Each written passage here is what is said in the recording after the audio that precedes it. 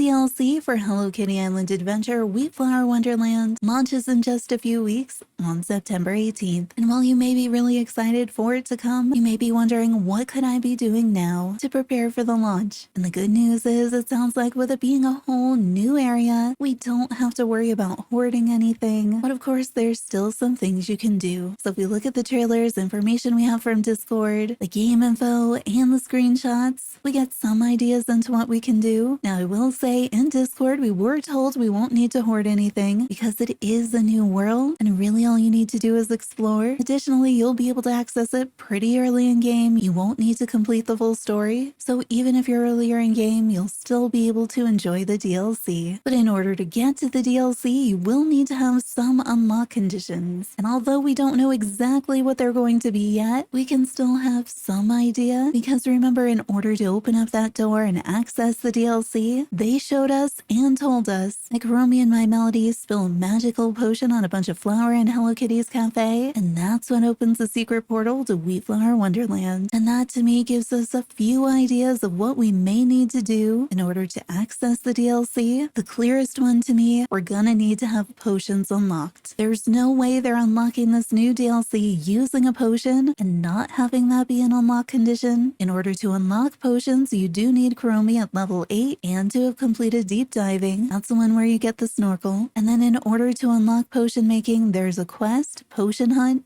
This is the first of a 5-part, I think, series where you go around and get different recipes. And so what we don't know is if you can unlock Wheatflour Wonderland just by having the cauldron open so you can make potions, which would only mean that very first quest, or if you may need to do that full 5-quest series. And remember, potion making takes glow berries, so I'd make sure you have some glow berries on you. But in any case, leveling up Chromie, making sure you have the cauldron open at least that very first quest, that seems like it's going to be critical to being able to go to Wheatflour Wonderland. So if you are fairly early in the game, this doesn't take that long to do, but getting through that very first one, opening up the cauldron, I would make sure not to skip that if you are earlier in game. Make sure you're regularly leveling Chromie up and following her quests. And if you have time, why not do the 5-part series just in case? The other thing I'm thinking, we've seen Chromie, My Melody, and Hello Kitty in that opening cutscene, so I think there's a pretty good chance we may end up needing all 3 of them at similar levels. So I would continue leveling them up, and then because we've also seen Taco Cat and Cinnamoroll, I might also focus on leveling them up too. I don't think that their levels would block us from getting into Wheatflour Wonderland, but I could see them needing to be at a particular level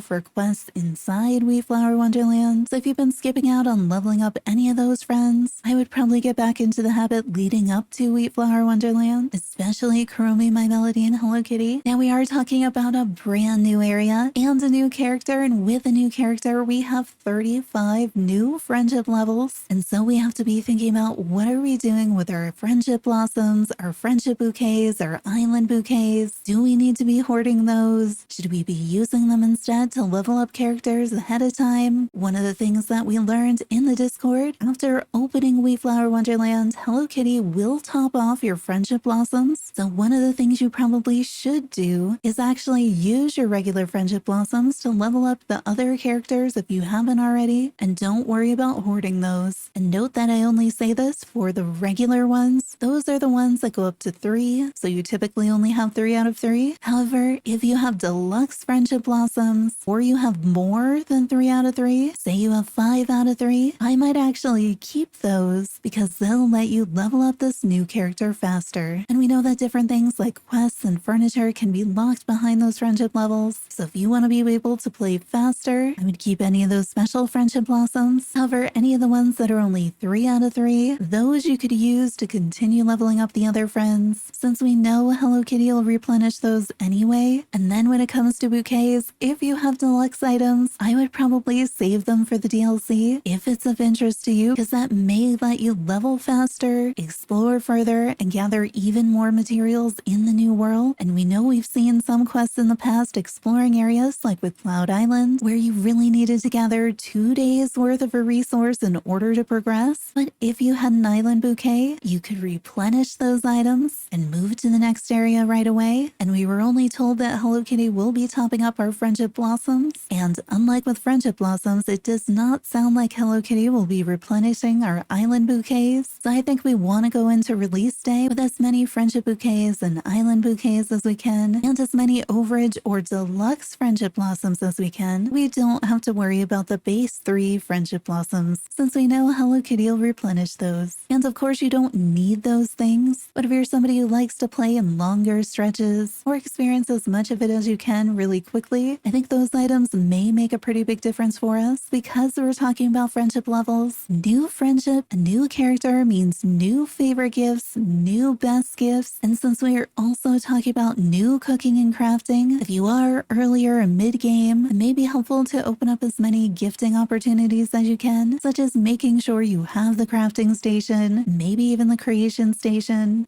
and then unlocking and leveling up your cooking stations. For instance, you have the oven from day 1, but in order to cook with 2 items, you need Hello Kitty to level 15. For the espresso machine, you only need level 4 with Hang It On. To open the one in the cafe, you do need Hello Kitty to level 11. So far, the only new ingredient we know about are noodles, so I don't think you'll need the Candy Cloud machine. However, I could totally see us needing the dessert machine, which you unlock by doing Deserted Boat, and you upgrade with Pom Pom Purin at level 13, because I could see a potential recipe being something like spaghetti ice cream, where you don't really think about noodles going in the dessert machine, but that ends up being where we cook them. I don't think we'll see them in the soda machine, but if you needed to unlock that, that would be the Parched quest. And then Peckle level 6. I don't know that we'd have noodle pizza, but you can level up the pizza oven with Retzko at level 9, and then maybe we could see noodles at the egg pan station, because you do make noodles on top of a stove, and that's about as close as we get. And to unlock that, you need an excellent pan quest, which you get after Rockadoodler Roundup, which is Peckle level 8. And then according to the wiki, which I didn't even realize, the way that you level up the egg pan station is taking 102 Gudetama photos. You may need to turn them in at the Gudetama sign in order for it to be leveled up. So I think that may be something to work towards if you haven't done it already. So far, all we know about those new ingredients is noodle grass. Now we'll be able to craft new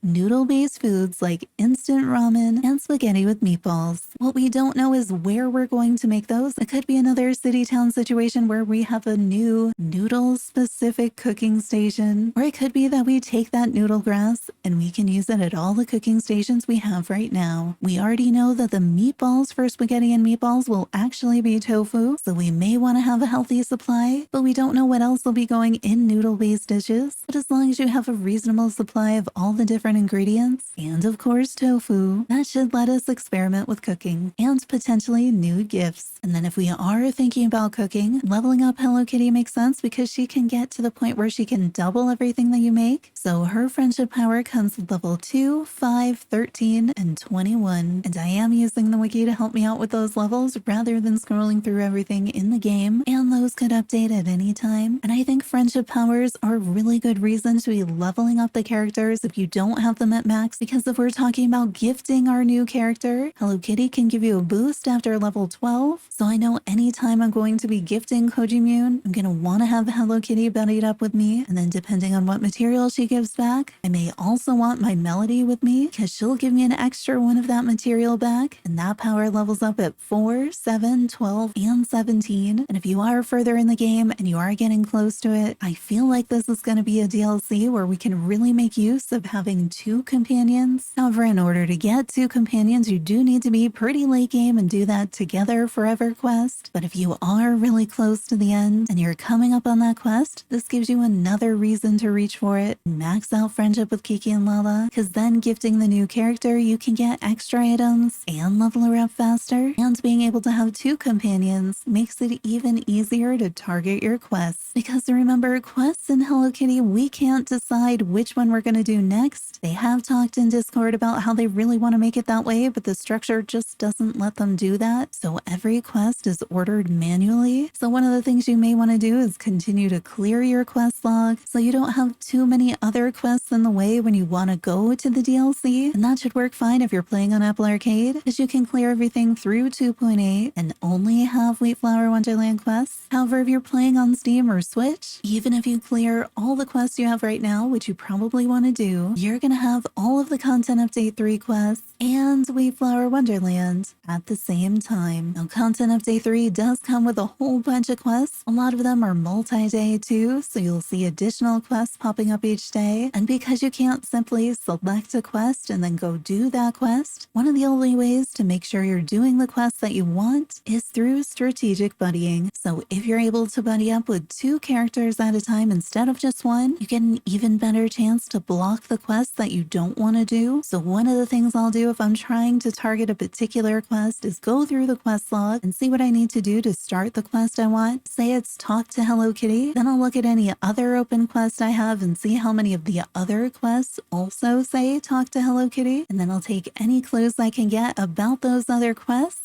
to think about who may be on the quest I don't want to do and not on the quest I do want to do, and start buddying up with the different characters to see if I can block the quest I don't want to do and still have the quest I do want to do open. So for instance, if I want to do a quest that has Hello Kitty, Kuromi, and My Melody, I may not know that at first though, and then I have another quest and it's Hello Kitty, Tuxedo Sam and My Melody, and the other one is Hello Kitty and Hangidon. If I can buddy up with Tuxedo Sam and Hangidon, I can make sure that those quests are not ones I'll be able to start. Instead, when I'm buddied up with them, maybe it'll gray out the quest and tell me that character is busy because I'm hanging out with them. And that way, the next time I talk to Hello Kitty, she'll start the quest that I really want to do. And it doesn't always work because sometimes you choose a friend, like if I had chosen My Melody, that blocks the quest I do want to do as well as the quest I don't want to do. But so far in the game, this has been the closest way we have to being able to select the quest that you actually do. Otherwise, when I go in to talk to Hello Kitty and I know that there's 3 different quests she could be talking about, I have no idea which one it's going to be. I do kind of wonder, with Content Update 3 coming at the same time, if quests that were in 2.7 might be prioritized over quests that were in 2.8. Then I also wonder, how are those going to interact with the ones for Wheatflour Wonderland? And since we don't really know, I would keep that trick in mind. And if you're pretty close to it, unlock that double companion ability. Another thing that deals with companions that I think we're going to want, in the trailer we saw the characters jumping around on these tiny platforms. Now, I'm not the best at jumping from platform to platform, so anytime I'm in the sky, I really like to use friendship powers. I typically rotate between Kuromi, Cinnamoroll, and Pom Pom, some combination of 2 of those. So I think those would be characters to be thinking about leveling with, because it may simply make traversing the land a little bit easier. We only saw this in a few different shots in the trailers, so we don't know if it's only going to be those areas or how much of the areas are going to be jumping from platform to platform. And we do have balloons, and I imagine they've made it so you can do that without the friendship powers, but having the friendship powers makes it so much easier for me to traverse areas like this. And in order to get those powers, those are a little bit higher level. Pom Pom's is lower because his starts at 5, but then it levels up at 9, 16, and 18. Kuromi is level 16, and then Cinnamoroll is level 18 and 19. So if you're getting close to some of those, this may give you added motivation to be leveling up those friends, because it seems like we may have a use for those powers in the DLC. We also heard that there's going to be 10 new critters, and in one of the latest trailers, we saw a critter that reminded me of a cloud dragon. You know, that infamous critter that you can pretty much only catch with Kuromi? And that made me wonder, will some of the DLC critters be equally difficult to catch? Will there be times where I really need Kuromi's powers? So Kuromi's Critter Calmer ability comes in at level 6, 11, and 13, and his Critter Friend ability comes in at level 9. So if you're close to any of those levels with Kuromi, it may be worth continuing to level him up, because those powers may be useful for catching new DLC critters. And we heard that we could turn into critters in the DLC, and so it seems really likely that we will need to be catching those critters, possibly so that we can turn into them after the critter furniture. That seems like a likely possibility. So anything that makes that critter catching a little bit easier, or just in case we have another cloud dragon sort of situation where you need his ability to catch a critter, that gives you another reason to be leveling up Kuromi if you're not there yet. Another thing we learned about are that there are so many different outfits and that they're customizable. So with those customizable outfits, I'm thinking I'm gonna want to have a bunch of dye. And maybe you have a bunch of dye already, but if you don't and you are best friends with characters, you may want to go back to gifting them 2 and 3 heart gifts in advance of the DLC to build up your dye stash in case you want to be able to dye those outfits outfits into a ton of different colors, especially if your dye supply is kind of depleted by the latest event and its 200 plus customizations of clothing. We also found out that the cameo characters will be having new mini games. So Emi Fry and Koji Myeon will be hosting new mini games. We also know there's going to be 3 mini games. What we don't know yet is whether or not these mini games will still be taking the game tickets from Friendship Island. There was some debate about whether or not Wheatflour Wonderland would be very similar to Friendship Island, whether or not strawberry crates would work there. So I could see it going either way on game tickets, but I think just in case the new games do require game tickets, I would be sure to be picking up those game tickets over the next few weeks because you may want them to play the new mini games. And starting on September 12th, we will have the Jam Jamboree returning, and this is one of our standard events in the base game. However, the mechanic to get the event currency is actually playing mini games, so you may find yourself using those game tickets more often leading up to the DLC, so you have 2 potential reasons to be collecting them. Now it is possible that this year maybe we won't need the game tickets to play the games, and you could always use Bats' power to get you a free mini game, but if you haven't been picking up the tickets, now feels like a good time to start. Another part of Wheatflour Wonderland, we are going to have new flowers. If you are earlier in game, you may want to keep an eye out for the Curious Caverns quest, which will take you through the quest series to start to unlock flower plots and the trowel and fertilizer. And that way you can take advantage of those flowers in Wheatflour Wonderland and the new effect, Glitter. Now if you already have flowers unlocked, I would also be looking to unlock the Creation Station. That's at a place to art quest where you do need to get pretty high in Merry Meadow and level up Wish Me Mel in order to get it. I don't think there's any rush on either of those things. And if you are really into flowers, you may just want to make sure you have some fertilizer ready. That way you can start on the glitter effect by fertilizing these fields of wheat flowers. And you could always set up plots ahead of time if you really wanted to for color transfers for the wheat flowers. However, with the Jam Jamboree starting on September 12th and the DLC coming out on September 18th, chances are anybody into flowers is going to be working on the event flower Petunia. So I think as long as the Jam Jamboree is going on, we'll be focused on petunias, and wheat flowers will probably be secondary, but maybe you want to try for sparkling petunias, in which case you may want to be setting up for what appears to be the wheat flower native color, because that's probably what we're going to get glitter in first. Based on what we see in the trailer, it looks like maybe this is cream, so I think maybe that's something to think about with petunias, partly using that first little bit to try to get them in that color, and then having fertilizer ready for when the DLC drops to see if you can get that glitter effect, and then trying to transfer that glitter effect to petunias. That's definitely a part of the bonus list for the DLC prep, but I think keeping in mind that there are these new flowers coming, you would be able to get them at any time, so it's not something you need to do right away. However, that overlap with the event flower does bring up some interesting possibilities, and we don't know yet if event flowers may grow in Wheatflour Wonderland, or if it'll only be wheat flowers, or if our regular flowers may grow there too. And luckily, if flowers are not your thing, it sounds like you can pretty much ignore them, but if they are your thing, we'll then get to see what wheat flower candles and crowns look like too, and which patterns they can take on. So I think those are some of the main things we can be doing in the meantime while we're waiting for Wheatflour Wonderland, which drops in just a few weeks on September 18th. So remember to spend those main 3 friendship blossoms, but I might hang on to the deluxe ones and the island bouquets to go into the DLC able to level up friendship as much as we can and respawn items if we want to. But remember, that's entirely optional. You won't need any of those things to enjoy the DLC. You won't need to do most of these things. I think the only one I would really pay attention to if you're worried about it and you are early game